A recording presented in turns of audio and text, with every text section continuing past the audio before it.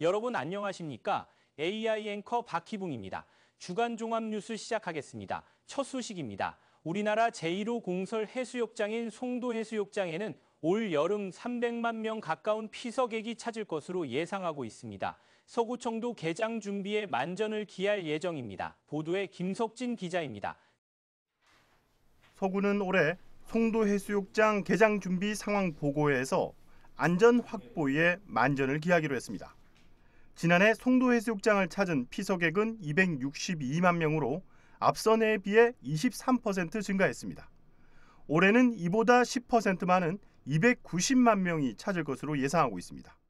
작년에 좀 무더위가 폭염이 있어가지고 작년에 폐장 이후에 해수욕장에 쿨링 포그를 신규 조성했는데 올해부터는 이제 5월부터 신규 가동해서 이용객들의 불편을 조금 해소할 예정이고, 그다음 작년 대비 작년에는 저희가 안전요원을 38명 채용이었는데 올해는 2명 더 확충해서 해수욕장 안전관리에 만전을. 피서객들의 편의를 위한 조치도 강화됩니다. 송도 오션파크의 힐링광장 주차장이 무료 개방됩니다. 송도공원 인공폭포와 음악 분수는 5월부터, 바닥 분수는 6월부터 가동합니다. 해수욕장 350m 구간 스탠드에 조명도 설치됩니다. 해수욕장 청결을 위한 관리 인력도 늘립니다. 환경미화원을 성수기엔 2명, 휴일엔 13명을 배치해 하루 2번 쓰레기를 수거하고 공중화장실 관리원을 추가 채용해 2개조로 운영합니다. 하지만 시설물 공사로 인한 피서객들의 불편도 예상되고 있습니다. 임해 행정봉사실이 철거되면서 그 안에 있던 화장실과 휴게실 그리고 사무 공간 등은 중앙광장과 백사장 등으로 분리돼 임시시설물로 옮겨질 예정입니다. 서구는 피서객 불편을 줄이기 위해 성수기 공사 일정을 조정하고 안전조치도 강화할 방침입니다. 또 암남동 방면 해수욕장 인근에 CCTV 20대와 자동 음성경보 시스템 3대도 확충키로 했습니다. 한편 송도 해수욕장은 7월 1일 개장해 8월 31일까지 62일간 운영되고 해상 다이빙대는 오전 10시부터 오후 5시까지 운영합니다. BTV 뉴스 김석진입니다. 고향사랑기부제 도입 이후 사상구는 계속해서 부산 1위를 기록하고 있습니다. 지난해에는 2억 원에 가까운 기부금이 모였는데요. 기부금은 소외 계층을 위한 사업에 활용하기로 했습니다. 장동원 기자입니다.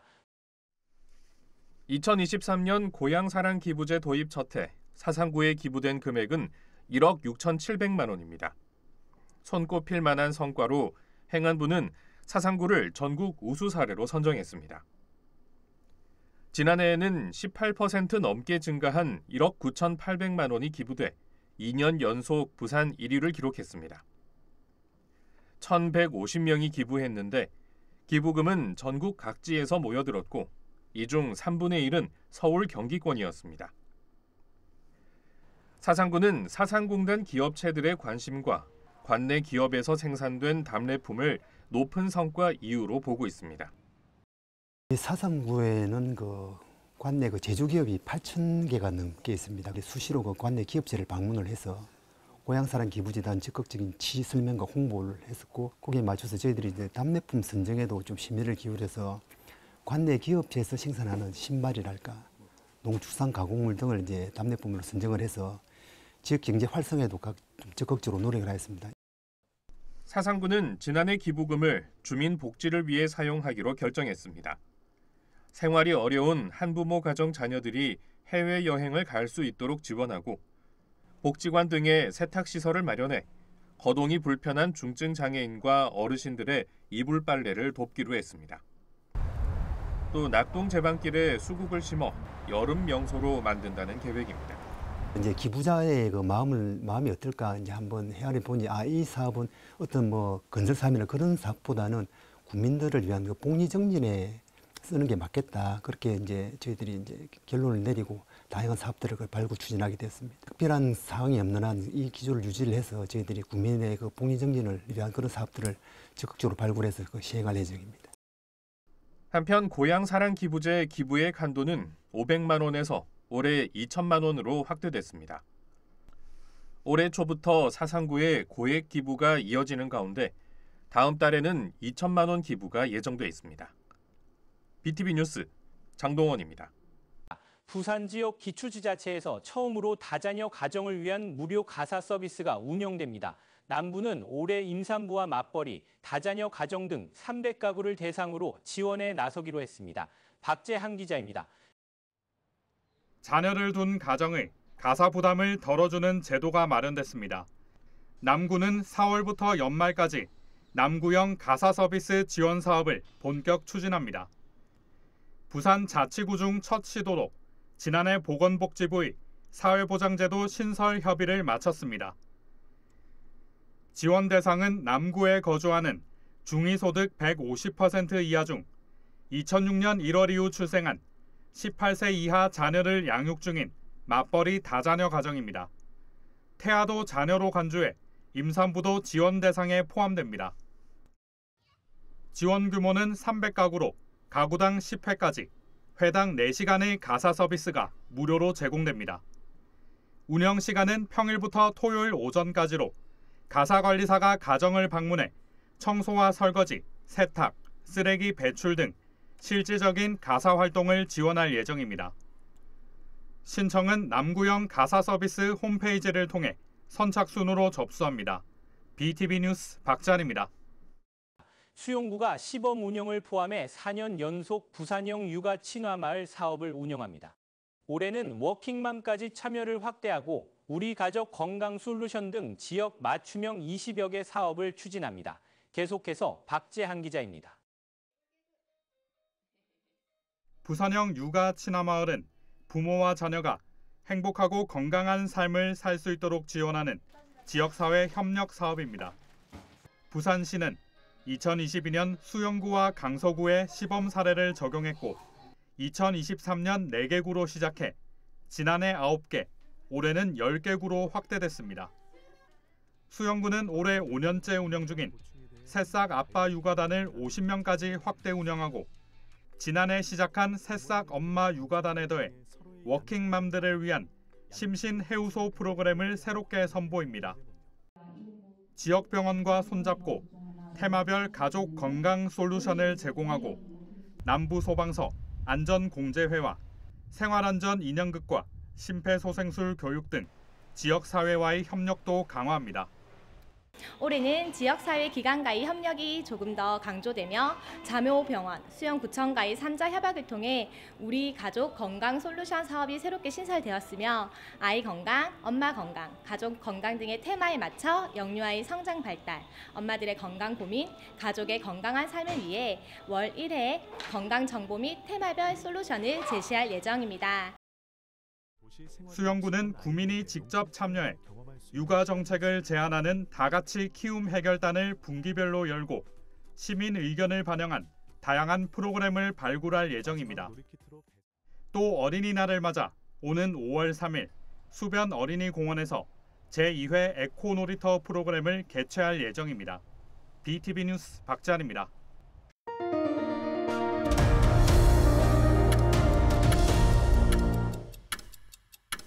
중증장애인들을 위한 전문 치과병원 설립 요구가 계속되고 있습니다. 동네 치과들 중 장애인 주치의 치과들이 있지만 이용에는 아직 불편한 점들이 많은데요. 보다 체계적인 장애인 구강 진료는 아직 갈 길이 멀어 보입니다. 장동원 기자입니다. 부산에서 별도의 치과 진료가 필요한 장애인 수는 11만 7천 명으로 추정됩니다. 부산 전체 장애인의 67%에 달합니다. 하지만 이들은 제대로 치료받지 못하고 있습니다. 아파도 표현하지 못해 제때 치료를 받지 못하거나 치과에 가더라도 장애 특성에 맞는 도구나 시설이 부족해서입니다. 치과 의사들은 장애인 치료 경험이 적은 데다 진료를 도울 인력도 부족합니다. 한 통계에 따르면 진료를 거부당한 장애인은 92%, 장애인 진료를 거부한 의사는 81%에 달합니다. 갈 데가 없어요. 갔는데 그래서 어쩔 수 없이 너무 아프다 보니까 계속 진통제 먹다가 안 돼서 일반 병원을 갔는데 일반 병원에서는 검진 받으면서 대학병원 가시라고. 장애인 구강 진료를 전담하는 기관은 두 곳에 불과합니다. 부산 장애인 구강진료센터와 부산의료원 장애인 치과센터가 있지만 예약 후 2-3달은 기다려야 합니다. 이를 보완하기 위해 부산에서는 장애인 치과 주치의 제도가 시범 운영 중입니다. 현재 67개 치과가 장애인 진료에 참여하고 있습니다. 다행히 장애인 수 대비 주치의 치과 수가 전국에서 가장 높지만 이들도 장애인을 위한 시설은 갖추지 못하고 있습니다. 특히 해운대구와 동래구에는 각각 14개와 11개의 많은 장애인 주치의 치과가 있지만 서구와 영도구에는 아직 한 곳도 없습니다. 장애인 수가 13,000명이 넘는 사상구에는 장애인 주치의 치과가 한 곳밖에 없는 실정입니다. 환자는 아픈지 안 아픈지 표현을 못하고 보호자들은 이 사람을 치과에 데리고 가야 되는지 안 돼야 되는지 어디로 가야 될지 가서 해결이 될지 안 될지도 모른 채 이제 고통만 받고 있는 게 이제 현실이더라는 거죠. 서울의 경우 전신 마취까지 가능한 시립 장애인 치과병원이 운영 중에 있고 올 연말 한 곳이 더 문을 엽니다. 부산 지역 시민단체는 계속해서 시립 장애인 치과병원 설립을 요구하고 있지만 이루어지지 않고 있습니다. 지난 10일에는 부산시와 부산치과의사회 등이 장애인 구강진료체계 구축을 위한 토론회를 열었습니다. BTV 뉴스 장동원입니다.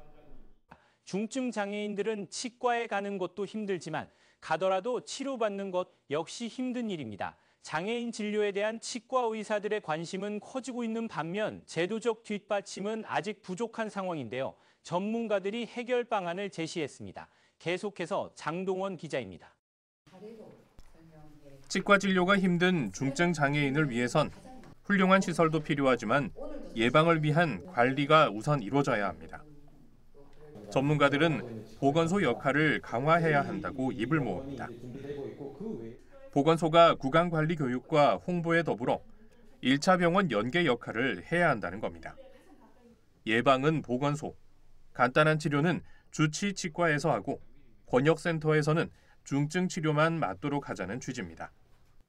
보건소가 장애인 시설이라든가 기관을 방문해서 어떤 실태 조사라든지 아니면 코디네이터 역할을 하는 부분 홍보도 하고 칫솔질만 열심히 잘해도 이분들의 예방이 된다거나 관리가 충분히 가능하거든요. 지금 센터에서는 단순한 예방관리 환자들도 엄청 많거든요. 센터에서는. 그래서 그런 사람들은 주치치과에서 평소에 하고 그러다가 깊은 치료 해야 되면 가끔 보내고 환자도 그게 편할 수도 있습니다.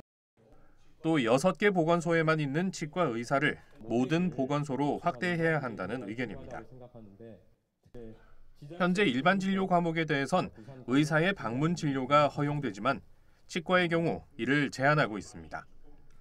간단한 진료에 대해선 치과 의사의 방문 진료를 가능하도록 제도를 개선하고 장애인이 보다 쉽게 접근할 수 있도록 복지관 등의 치과 진료 시설을 갖추자는 겁니다. 재택의료센터를 지정을 해가지고 방문 진료를 그것도 시범 사업을 이제 하고 있더라고요. 그런 시범 사업에도 치과도 조금 이제 참여를 해가지고 병원에 가가지고 뭐 복잡하게 치료를 하는 게 아니고 그냥 나가서 좀 상담하고 뭐 구강위생 관리 뭐 입 닦는 법하고 소독제 같은 거 이런 것만 좀 사용해도 해결되는 문제들도 좀 있고 해서 방문 진료를 좀 나갔으면. 오랜 문제 제기로 지난해에는 부산의료원 장애인치과센터 진료가 주 1회에서 5회로 확대됐고 최근엔 의사가 1명 더 투입됐습니다. 또 장애인 주치의 치과도 늘어나고 있는 추세입니다. 부산시는 관계기관과 협력해 장애인들이 편하게 병원을 오갈 수 있도록 하고 진료 전달 체계를 구축하겠다고 밝혔습니다. 특히 2028년 개원하는 서부산의료원에 장애인 치과를 만든다는 계획입니다. 서부권은 서부산 의료원이 맡게 됩니다. 지금 우리 장애인 치과 진료센터 이 부분을 가지고도 구조적인 문제, 설계에 반영하는 문제들을 가지고도 깊이 우리 고민을 하고 있다는 말씀을 좀 드립니다. 이와 함께 이날 토론회에서는 장애인 치과 진료 체계 구축과 제도 마련을 위한 컨트롤 타워, 부산시립 장애인 치과병원의 필요성도 강조됐습니다. BTV 뉴스 장동원입니다. 부산 부시철도 사상 하단선 공사장 인근에서는 크고 작은 땅 꺼짐 현상이 잇따라 발생하고 있는데요. 연이어 발생하는 땅 꺼짐 현상 심상치가 않습니다. 더구나 여름 장마철을 앞두고 있어 전반적인 안전 점검이 절실합니다. 부산시가 대책 마련에 나섰습니다. 김윤정 기자의 보도입니다. 지난해에 이어 지난 13일과 14일 또다시 연속으로 발생한 땅꺼짐.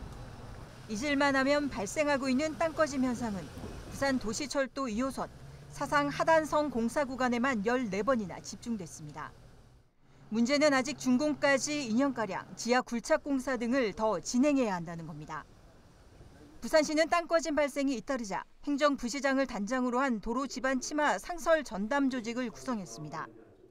최근 우리 시에서는 연이어 발생한 안전사고로 인해서 시민들의 불안이 크게 높아지고 있습니다. 도시 전역에 걸쳐서 다양한 형태의 안전 문제가 발생하고 있습니다. 이러한 상황을 단순 사고로만 받아들일 것이 아니라 안전 대응 체계를 다시 점검하고 강화할 시점이라고 판단하였습니다. 먼저 집안 안정성이 떨어지는 새벽로 인근에 대한 조사에 나섭니다.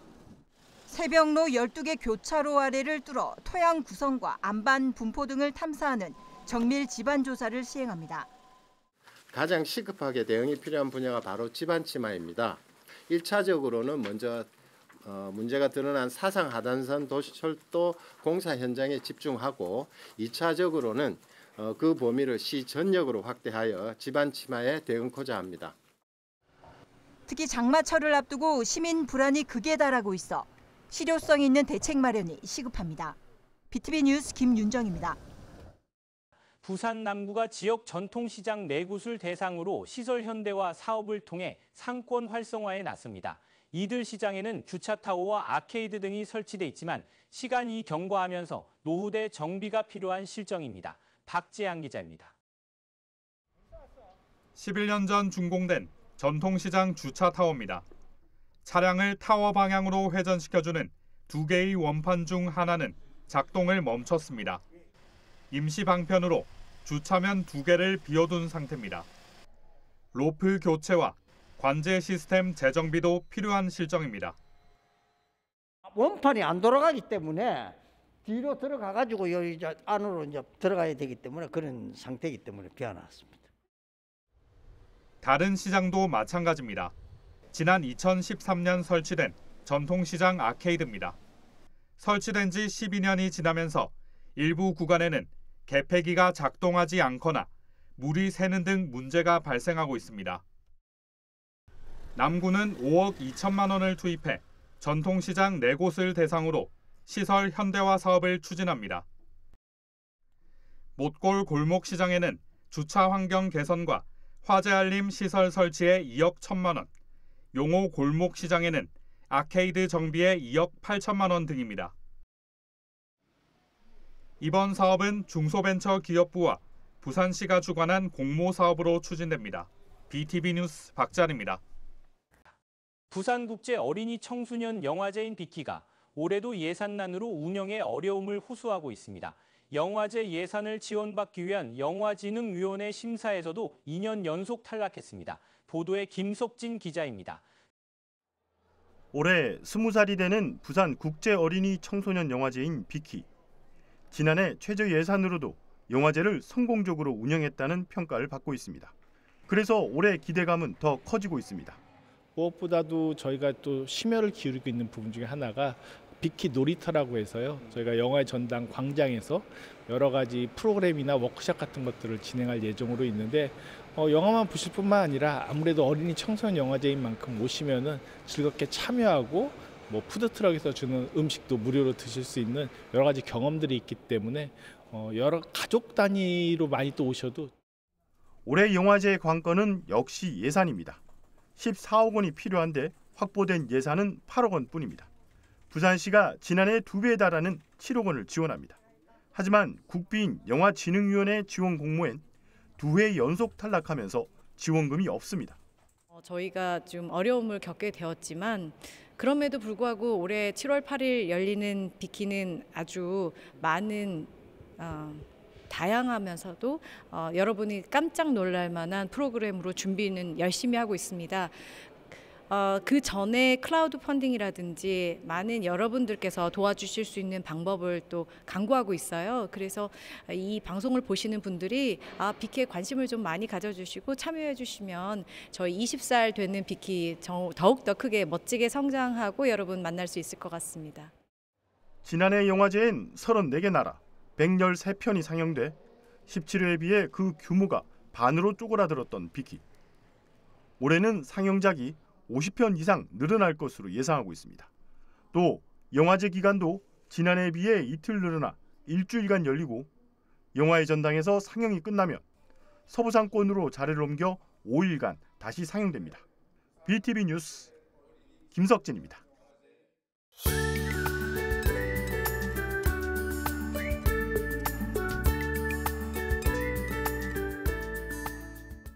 다음 주 아침 최저기온은 약 11도에서 13도, 낮 최고기온은 19도에서 21도로 예상됩니다.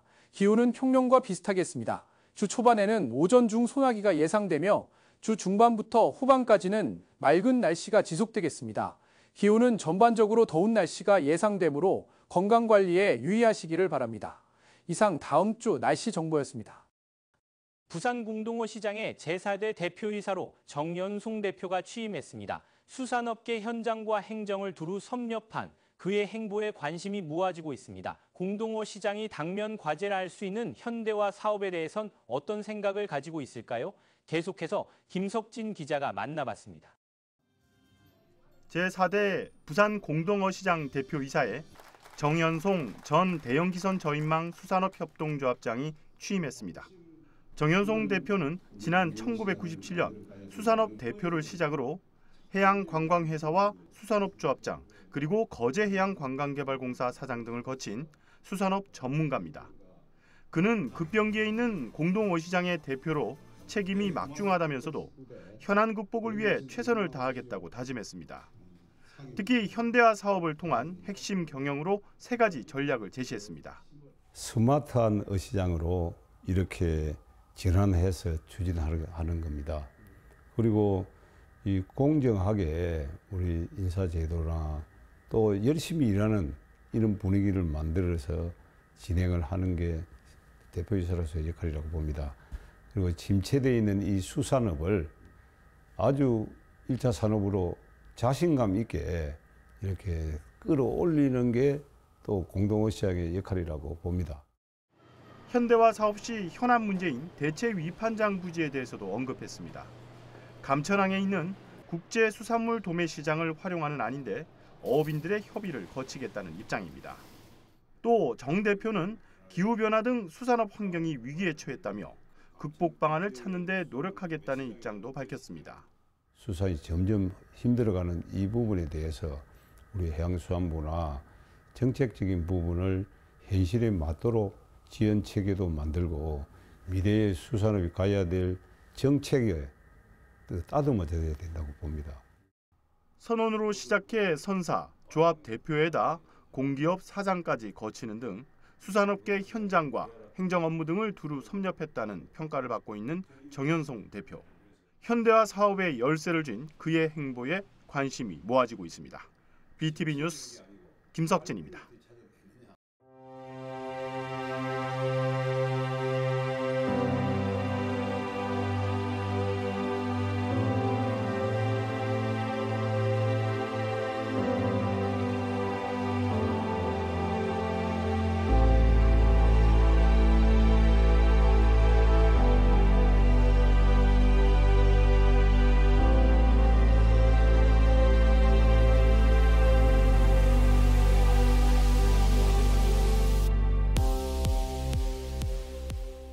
이상으로 주간 종합 뉴스를 마칩니다. 시청해주신 여러분 고맙습니다.